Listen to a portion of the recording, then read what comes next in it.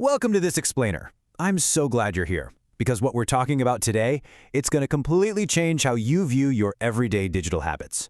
We've all gotten so used to this idea of the internet and artificial intelligence just living up in this magical, weightless place we call the cloud. But here's the thing. The cloud isn't invisible at all. It's incredibly heavy, it runs ridiculously hot, and man, is it starving for energy. So today we're going to shatter that whole invisible cloud illusion. We are going to uncover the massive physical infrastructure that it actually takes to answer your daily AI prompts, and we'll dig into the very real energy crisis it's quietly creating right under our noses. Okay, let's dive right into this. $400 billion. Let that sink in for a second. That is the staggering amount that the world's biggest tech companies spent just last year. And what were they buying? They were building data centers to power the next generation of AI. Now, these aren't just your standard office server rooms. We're talking about sprawling, massive physical facilities that literally consume as much power as an entire small city. The tech industry is just pouring money into this infrastructure, right? And that's because the data processing demands of AI are just, well, they're unlike anything we've ever seen before. They need more of these centers, and they need them yesterday. To really wrap our heads around the sheer scale of this energy appetite, consider this projection from industry analysts. Ready? OpenAI alone could demand 20% of the current U.S. electricity capacity. 20%. That is an absolute jaw-dropper. We are talking about a single company whose energy demands could represent a staggering $10 trillion investment in power generation. When you're operating on that kind of mind-boggling scale, you aren't just plugging a server into a wall socket. No, you are fundamentally altering the energy demands of an entire nation. Section 1. The infrastructure bottleneck. Because right now, 4 in 10 data centers planned for the U.S. are at serious risk of delay. And this brilliantly illustrates exactly why those delays are happening. Basically, the wild ambition of the tech world has completely outpaced the physical limits of the real world. We've got a three-pronged bottleneck that is just halting this build-out in its tracks. First up is power. Tech companies desperately need to connect to electricity grids that, well, are honestly pretty old. A lot of them haven't seen significant investment in decades. Then there's equipment. Getting critical infrastructure, things like transformers and switchgears, it's turning into an absolute nightmare. Since a lot of this gear comes from China, recent U.S. tariffs have really tangled up the supply chain. We're talking up to a 5-year wait just to get the parts. And finally, people. There's a massive shortage of skilled talent, especially electricians who actually know how to construct and run these highly specialized facilities. Section 2. The agitation. Dirty energy and the human cost. So, what exactly happens when multi-billion-dollar hyperscalers, the giants like Meta, Amazon, and Alphabet, suddenly hit a brick wall? Well, they resort to some pretty aggressive tactics. There's this quote from AI researcher Dr. Sasha Luciani that perfectly captures the reality on the ground right now. She points out that companies are, quote, bringing in turbines on the back of trucks, unquote. Yeah, you heard that right. It's essentially a bring-your-own-energy situation. The sheer speed at which these data centers are being thrown up means that renewable energy capacity simply cannot keep pace, especially out in rural areas. And these tech companies?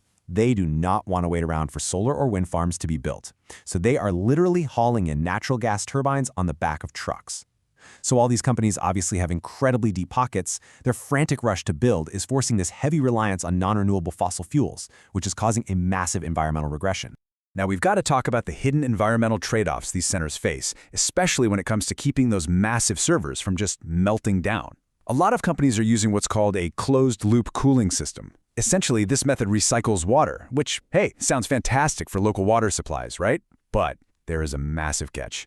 As the water cycles through those scorching hot servers, it heats up.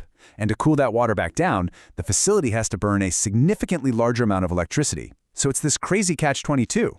In order to save the local water resources, the data center ultimately ends up consuming vastly more power.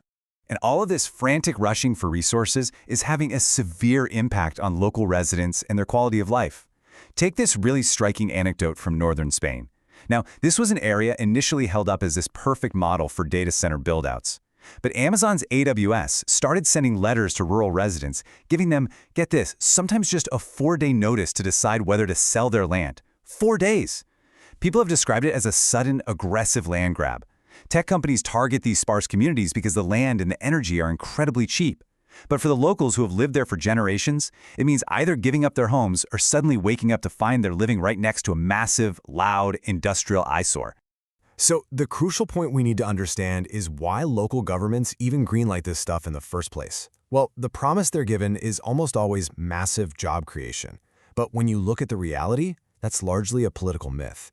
Local governments very often conflate temporary construction jobs with permanent employment. The truth is, once one of these massive data centers is actually built, it's highly automated. A typical facility might only offer around 100 permanent roles, and honestly, those are mostly for cleaners and security guards. So the community is left absorbing all of the environmental and aesthetic impacts, completely missing out on that promised economic boom. And to make matters worse, tech companies are actively lobbying to make sure you don't actually know about these impacts. A recent study highlighted how big tech is lobbying aggressively against transparency laws. They're frequently citing confidentiality to legally hide their energy and water metrics from the public. Which is wild, right? We are living in an era where consumers are increasingly sustainability conscious. We want to make ethical choices. But the tech industry is essentially playing dirty to keep us totally in the dark about the true environmental cost of our digital habits. Section 3. The solution. Building responsibly. Now, this explainer isn't just about doom and gloom. The tech industry absolutely has to adapt before our aging power grids completely break under the strain. And the good news is, experts agree there is a path forward if we just rethink the whole paradigm. Which brings us to a critical question we all need to be asking right now.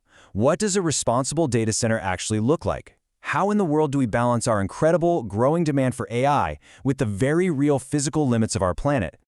Well, experts have laid out a completely different vision for tech infrastructure, and it looks a lot like this.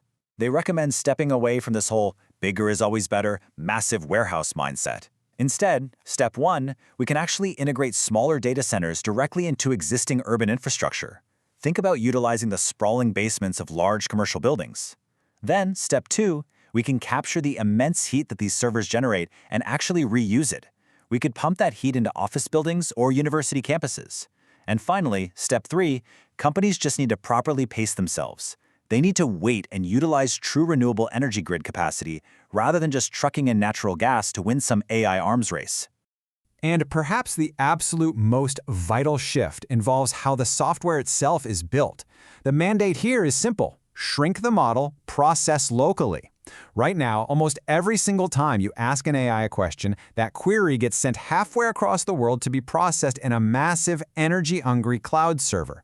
But let's be real, we don't always need the most complex, energy-intensive model for every simple little task. By developing smaller, on-device AI models that can run directly on our smartphones and laptops, we can drastically cut down the need for these massive data centers in the first place. It's a huge game changer. Which leaves us with this final thought. The cloud isn't magic. It's concrete, it's steel, it's water, and it's immense amounts of electricity. So I want to leave you with a question to mull over. If every single AI prompt you type requires massive physical infrastructure and exacts a very real toll on local communities in our environment, how will that change the way you use it? Seriously, think about that the next time you hit enter. Thank you so much for joining me for this explainer. Keep asking those great questions, and I'll see you next time.